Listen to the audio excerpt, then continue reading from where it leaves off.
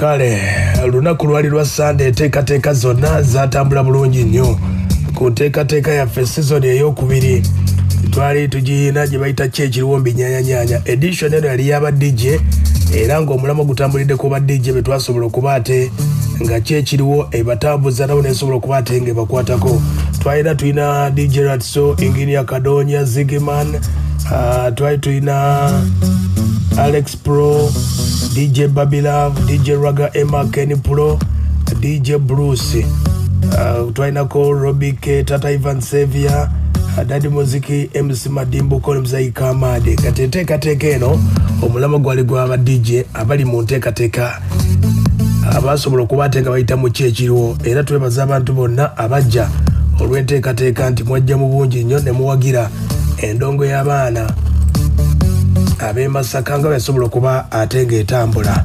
Twebaza ne basponsor bonna be twatambula nabo bannaffe babayita God's Driving School, bannaffe the Coffee Village, Toby Shoe Center, Stube Life Avenue, Chance Promotion and Marketing Agents, Beyond Tents, abo bonna batuwagira Salongo Muyunga, Wheels Class Fashions batuwagira mu nteekateeka eno era ne bitambulira ddala. Twali Bukunda ku Muyinza era season yasooka we twali n'omulundi guno weetuli era ffe tugenda okubeera nga kyekiriwo enteekateeka weegenda okubeera nga enteekateeka bwegenda okubeera kati omukolo nga bwe gwali gwataaliyo sooka owulire kubanga abanene be twali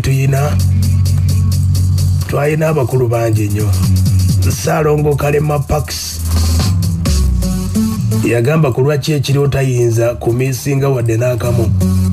Uno Salongo Kalema Pax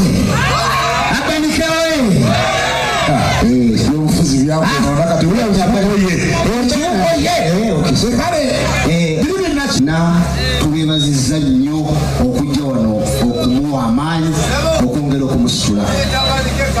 Mwebale nnyo, mwebalire ddala. Ndi musiimu naye njala nnyo okwebaza baganda bange bano Mbazira Tone ne Suna Ben. Mwebale nnyo, mwebalire ddala kubeera nga kati muwatadde. Mwebale nnyo, mwebalire ddala.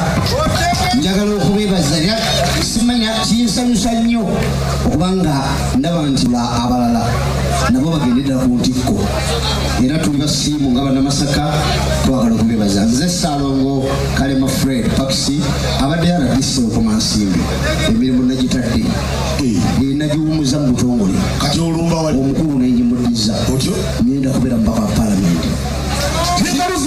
Sirina kye nali ngenze nkola ekinnemerera nze landlord wange namuvuganya mu 2011 oba kyamani bwegombolola nemutwala enjuwa zisigalako nali ayagala okunzijjako nemumya omutwe era nennemera ku munyindo nemukitwala egombolola kakati hagiriga nitomumanyi mwesimawo nga kukadi ku ballot paper nga ndiko ne landlord yalina abakyala abo ababiri nga bampagira tomanyi.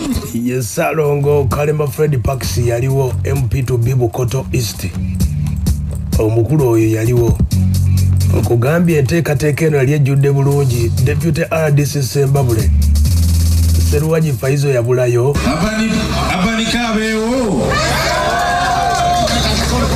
abeewo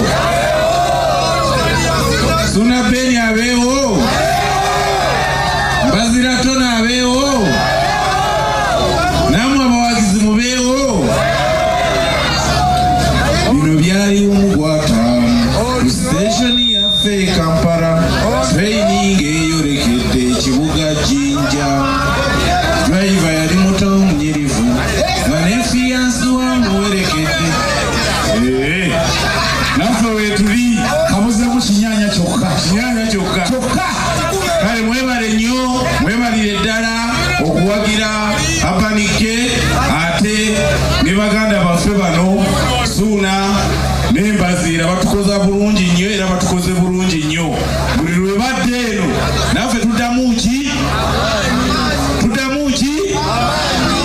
kubanga bano baawa era nagambye Salongo ono nti bw'anaagenda mu palamenti kubanga yaliize okulayira ng'omubaka wa Bukoto East namwe bw'agenda mu palamenti akuŋŋaanye abaka ba palamenti abaleete ng'eno mu ndongo kale yembeera bwe yali bwetyo omukolo gwali gujjudde bulungi mu nteekateeka eyo. Bazira Tone ne Suna Ben baaliwo. Oyinza okwebuuza nga tetwabalanga. Kati enjawulo ya ki ekiriwo? Enjawulo ya ki ekiriwo bwe yali? Wulira obubaka bwabwe. Gwawuliriza ki ekiriwo wulira. Munabigina bilaliwo mugogabogera kufulano okuba discredit kwa kutulabe. Kakali kyenjagala twagala performances ez'okustage gigende mu maaso ate nasasula tuyingira kyekiriwo gamba kyekiriwo abadde twebaza nnyo sawundi keto events newajjayo mazima erere eddoboozi ya abanike newajjayo toyanze egi twebaza ne bamedia people abalanze sheno mu ngeri yonna naye emikolo gino tegitegekeka takutegekanga kuba otabumanya twebaza abeeberekereza ne mugamba kale yenteekateeka bwe yali ku ebukunda tukkirize be badijja abasinga be bapulezidenti abasinga mu Uganda. Kitegeeza omukolo gwali gujjudde bulungi ng'ate tulina Ketu. Suna yagamba atya?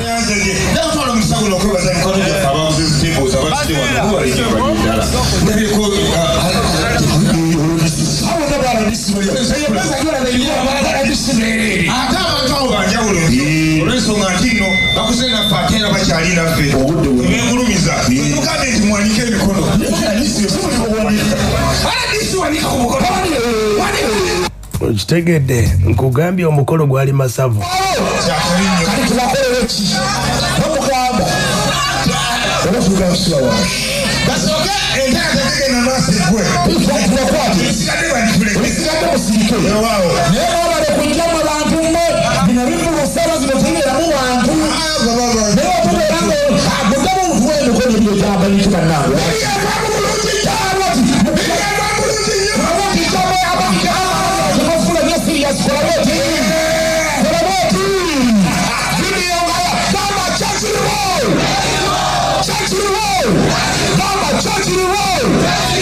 Aya basi Bukunda bwe yali bwetyo wulira. Alina ebirungo ebyenjawulo munda mu ye.